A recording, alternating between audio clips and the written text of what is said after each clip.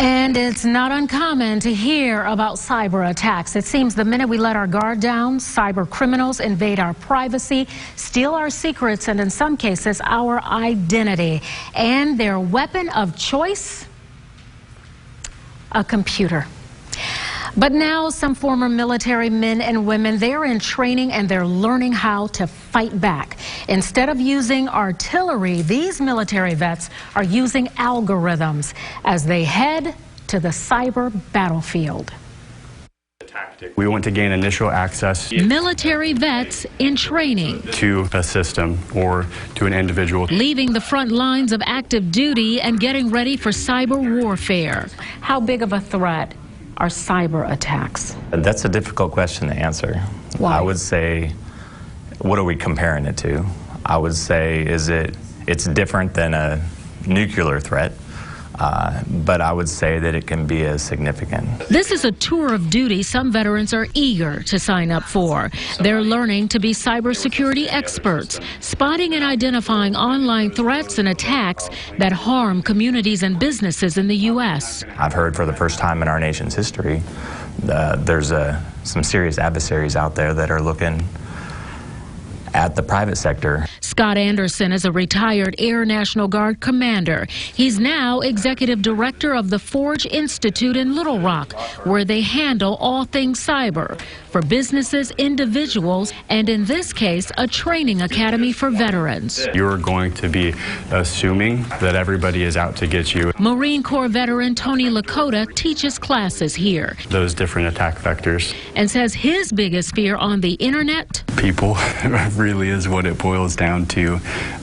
People are untrustworthy, and there's no way around that. Lakota says people use computers as weapons, crossing enemy lines. We are the ones that you don't see during the day. Army vet Dugan Stem is a former analyst with the National Security Administration.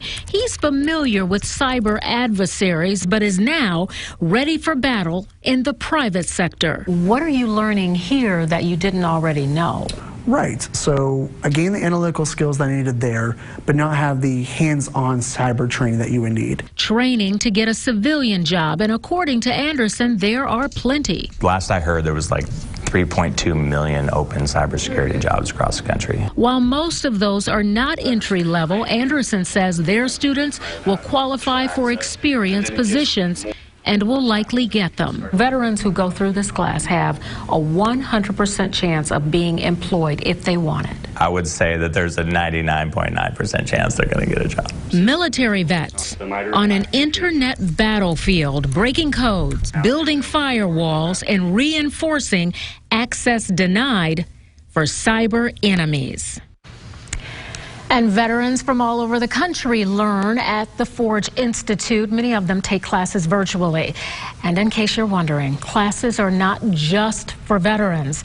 You can also sign up at the Forge Academy by going to their website, forge.institute.